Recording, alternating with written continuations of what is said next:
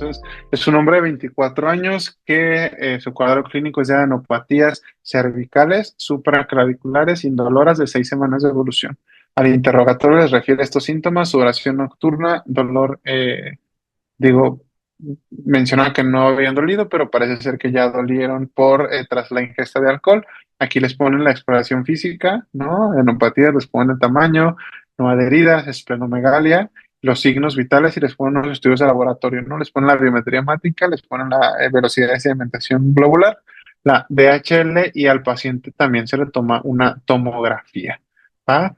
Y les preguntan qué estudio confirma el diagnóstico del paciente.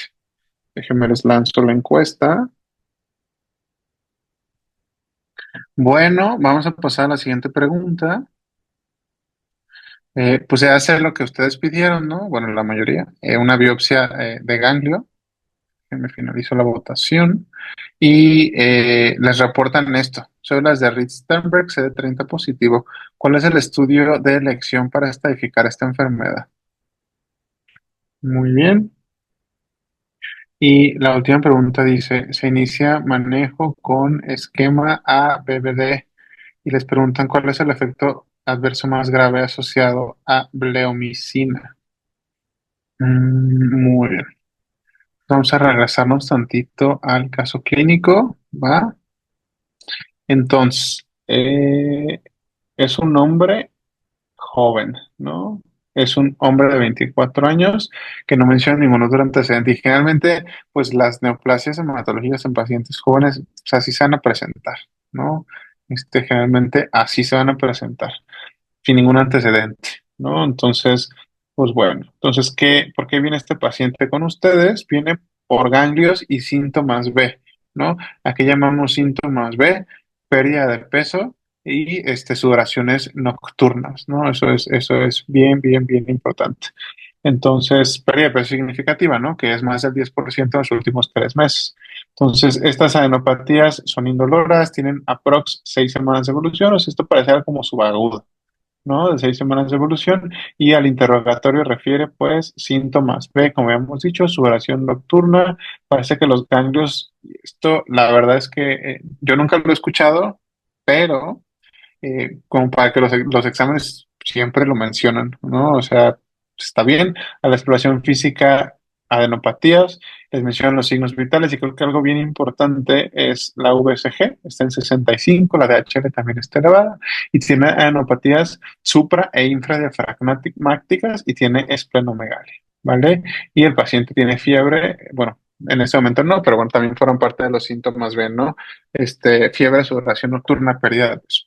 Entonces, es un paciente joven, sin antecedentes, que viene por ganglios, ¿no? Y síntomas B. Y eso puede ser cualquier cosa, ¿no? O sea, eso puede ser tuberculosis, ganglionar, ¿no? Esto puede ser, obviamente, una neoplasia hematológica, ¿no? Pero pues no es muy específica nada. Sin embargo, pues hay datos que nos sugieren, ¿no? ¿Qué es lo que está pasando? Al final, ¿qué te va a confirmar el diagnóstico de un linfoma, ¿no? ¿Qué es lo que estamos pensando ahorita? Ahorita les digo por qué, pues es una biopsia de ganglio, que es lo que la mayoría de ustedes mencionaba, ¿no? Como respuesta correcta, que sí es la respuesta correcta a la biopsia de ganglio, ¿no? Entonces, ¿por qué les digo yo linfoma, ¿no? Si no tenemos evidencia de nada, o sí, generalmente cuando sea un paciente con tuberculosis, ¿no? Que también te puede dar ganglios y te puede dar fiebre y pérdida de peso, pues te van a mencionar antecedentes de exposición, ¿no? Por ejemplo, una infección por VIH también te puede dar esto y el paciente tampoco tiene datos ni menciona exposiciones de riesgo, ¿no? Y algo que debe de llamarles la atención es la VSG, la velocidad de sedimentación globular, es un marcador inflamatorio que si bien no está elevado, siempre es clásico de un dato de alarma del linfoma de Hodgkin, ¿no? De Hodgkin, ¿va? Entonces la VSG está elevada. La DHL puede estar elevada tanto en los no Hodgkin como en los Hodgkin, ¿no? Pero la VSG es clásico, al menos para examen, que sea de Hodgkin y justo en pacientes con Hodgkin, la VSG puede ser un dato, un factor de riesgo desfavorable, digamos así, ¿no? Entonces, algo también importante es esto que menciona que las adenopatías le duelen después de tomar alcohol. Digo, esto, como les digo, a mí nunca nadie me lo ha referido, pues, que sí veo pacientes con esta enfermedad. Sin embargo, es algo que en la literatura pues, antigua sí lo mencionan mucho, ¿no? Y justo es un dato que los debería hacer pensar, al menos para su examen, que para eso se están preparando, que se trata de Hodgkin. También Hodgkin lo habían asociado pues, a esto dolor ganglionar después de la ingesta de alcohol.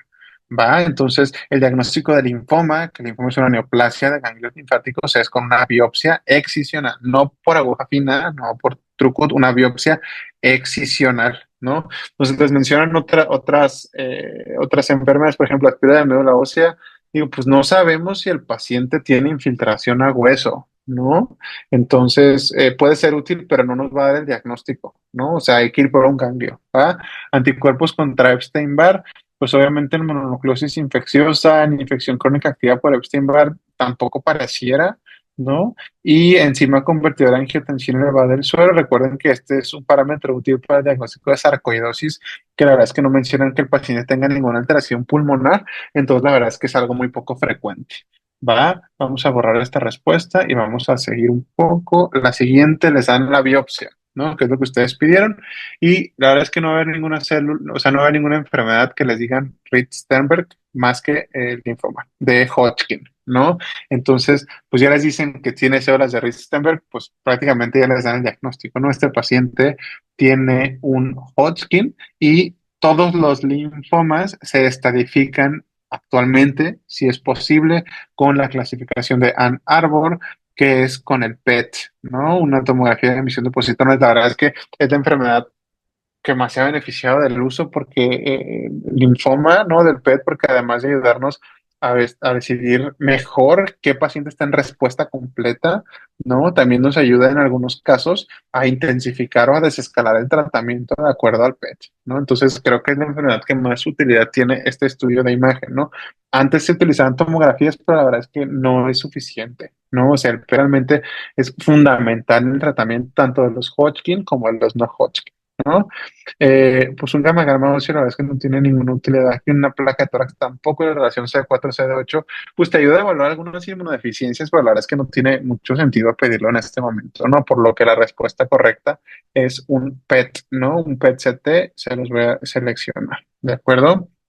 Y la última pregunta, ¿no? Si bien es importante que se aprendan R-CHOP, también es importante que se aprendan para su examen ABBD, ¿no?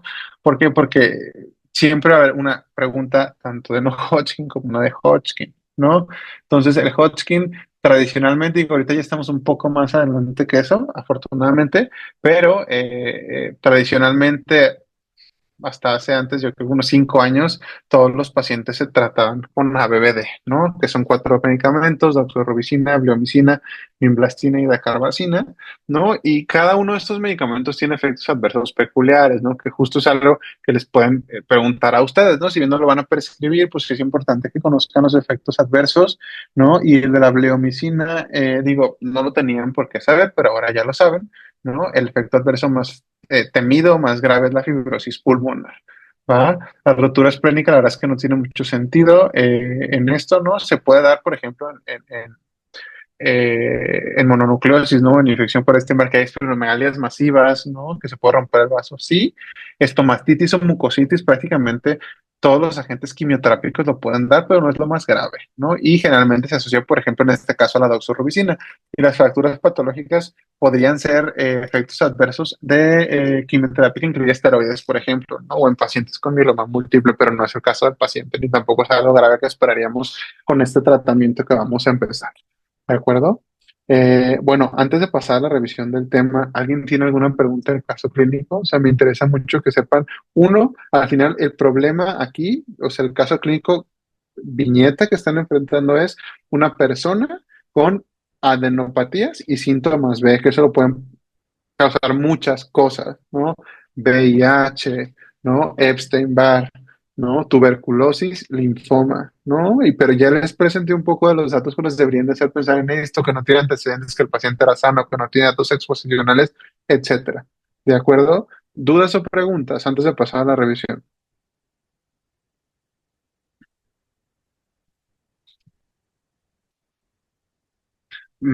Parece que no, entonces, bueno, vamos a seguir. Ya estamos un poco sobre tiempo.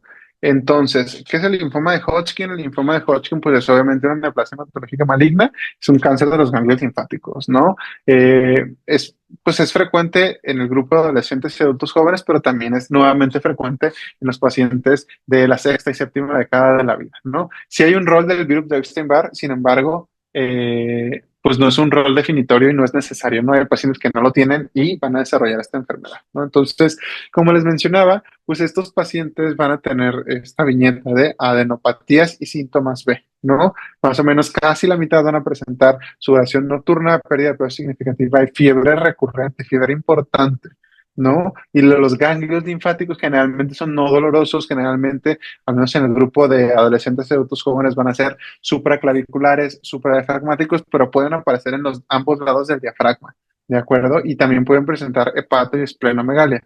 Además, si hay infiltración a la médula ósea, los pacientes también pueden presentar alguna citopenia, ¿no? Anemia, pueden presentar trombocitopenia, pueden presentar leucopenia si el linfoma llegó a infiltrar la médula ósea. ¿De acuerdo? Y justo lo que les platicaba, pues esta fiebre, digo, este dolor que ocurre después de la ingesta de alcohol, pues yo nunca lo he visto, pero es algo muy descrito y probablemente se lo vayan a poner en sus casos clínicos, ¿no? Entonces, esta es la célula de Ritzenberg. El diagnóstico de todos los linfomas es un diagnóstico histopatológico, ¿no? Se requiere una biopsia y una biopsia excisional. Generalmente las otras no son suficientes, ¿no? ¿Por qué? Porque necesitas, específicamente en Hodgkin, necesitas observar el microambiente del paciente, ¿no? La típica célula de Ritzenberg, esa es la célula con ojos de búho que se ve ahí arriba, ¿no? Pero pues no es, esa es la que tienen que saber, ¿no? E incluso les pueden llegar a poner una imagen, ¿no? Y es una de las imágenes que tienen que identificar, ¿no? Un paciente con adenopatías fiebre, biopsia de ganglio y sale esta célula, ¿no? Esta que se ve aquí, ¿no? Sí deben de saber que es una célula de Ritzenberg, pero pues hay variantes, ¿no? Pero las variantes hasta la variante linfocitítica, que es la de palomita de maíz, la variante pleomórfica, etcétera, pero lo que tienen que recordar es que célula de Ritzenberg, ojos de búho, Hodgkin, punto, ¿de acuerdo? Y para estadiar a todos los pacientes, una vez que ya se hizo el diagnóstico, se tiene que, pues obviamente decir el tipo histológico. Hay cuatro tipos de linfoma de Hodgkin clásico, ¿no? Que en el orden de frecuencia mundial es esclerosis nodular, celularidad mixta, rico linfocitos y depresión linfocítica. El más frecuente a nivel mundial es el esclerosis nodular, es algo que es importante que sepan. Sin embargo, en México se ha descrito un poco más de frecuencia de celularidad mixta, ¿no? El de mejor pronóstico, eso también les pueden preguntar, es el esclerosis nodular, ¿de acuerdo? Para que recuerden, estas preguntas se las pueden llegar a hacer con algún caso clínico, ¿de acuerdo? Y pues por último, el tratamiento, como digo, no tiene que ser, perdón, el estadiaje, ¿no? Ya tenemos el diagnóstico, ¿no? Y el estadiaje del paciente se hace con una tomografía con emisión de positrones, ¿no? Con un PET-CT, y para esto se utiliza la clasificación de Ann Arbor, ¿no? Entonces, la clasificación de Ann Arbor va del estadio 1 al estadio 4, ¿no? Una única región ganglionar de un solo lado del diafragma, dos o más regiones de un solo lado del diafragma, es un estadio 2. Regiones ganglionares por arriba y por debajo del diafragma es un estadio clínico 3. Y órgano, afección extramedular, ¿no? Extraganglionar, perdón, pues es el estadio clínico 4, ¿no? Pero no contigua, ¿no? ¿Qué quiere decir esto? Que si hay, por ejemplo, linfomas en la cadena ganglionar hepática y el hígado, hay hepatomegalia y alteraciones en el hígado, en el PET, pues no sería un estado clínico 4, ¿no? Sino porque es por contigüidad. Más o menos es lo importante, ¿no? Y digo, viene aquí arriba que si hay citopenias, hacer una espiral de médula ósea, biopsia de hueso, ¿no? Digo, siempre que tengo un paciente con Hodgkin y tiene datos, afección en hemoglobina, plaquetas o glóbulos blancos, ¿no? Neutropenia, linfopenia, etcétera, es importante que recuerden que antes sí, ¿no? Primero se tienen que descartar todas las causas, ¿no? Deficiencia de hierro, vitaminas, virales, etcétera. Y si todo está bien, decías, bueno, hay que hacer una aspirada de médula ósea, una biopsia de hueso, para ver que el linfoma esté ahí en la médula ósea, ¿no? Hoy por hoy ya se puede omitir. ¿Por qué? Porque el PET-CT y específicamente en Hodgkin ha demostrado una muy buena capacidad, ¿no? Para demostrar, excluir o confirmar infiltración de la médula ósea por imagen, ¿no? Entonces, la verdad es que esto del aspirado, digo, antes sí se hacía, pero en este momento, específicamente en esta enfermedad, creo que se podría omitir, ¿no? Porque el PET que ayuda mucho a PET negativo, médula negativa, o PET positivo, pues médula positiva, ¿no? Y pues por último, el tratamiento que les mencionaba, creo que este esquema sí es importante que sepan que la ABVD, qué es lo que incluye estos cuatro fármacos. Como les digo, hoy ya tenemos más que eso, ¿no? Pero para fines de este examen todavía sigue siendo ABVD, ¿no? Y es importante que reconozcan efectos adversos de todos los antracíclicos, pues cardiotoxicidad es lo más importante, ¿no? Y generalmente es a largo plazo, la cardiotoxicidad aguda es poco frecuente, ¿no? La blamicina de toxicidad pulmonar, tanto la vinblastina como la vincristina en la neuropatía periférica, ¿no? Es algo que es importante que recuerden. La carbazina generalmente son infusionales, ¿no? Alteraciones, anafilaxia, alergia durante la infusión. Y pues justo estas opciones son de tratamiento para pacientes en recaída. Sin embargo, todos estos medicamentos ya en este momento se incorporan en primera línea, ¿de acuerdo? Pero no para fines de su examen. Y de hecho digo, lo pueden buscar en internet, hay una imagen de un monito, ¿no? Donde te pone como los efectos adversos de quimioterapia, ¿no? Entonces, por ejemplo, tanto miembros superiores como inferiores los ponen como unas Vs, ¿no? De vincristina y vimblastina, ¿no? En neuropatía periférica. Los pulmones los ponen como la B, ¿no? Y la otra B en espejo, ¿no? ¿Por qué? Porque la bleomicina causa toxicidad pulmonar. Es una imagen que está en internet de toxicidad por quimioterapia y la verdad es que creo que es muy representativa si no, pues no se lo pueden aprender muy bien porque puede ser como un poco complejo, ¿no? O sea, por ejemplo, si puedo dibujar aquí, sí, ¿no? O sea, tienen el monito aquí, ¿no? Digo, está medio feo, pero, o sea, miembros superiores e inferiores, Vs, ¿no? ¿Por qué? Porque neuropatía periférica, vincristina y vimblastina, ¿no? Ay, exactamente, ya se las pasaron ahí, pues, sí, porque yo la verdad es que dibujo muy feo, pero pues justo ahí les pasaron la imagen en el chat, ¿no? Para que recuerden un poquito lo que hace pues cada efecto adverso de la quimioterapia. Entonces, digo, nos pasamos 5 minutos, no pasa nada.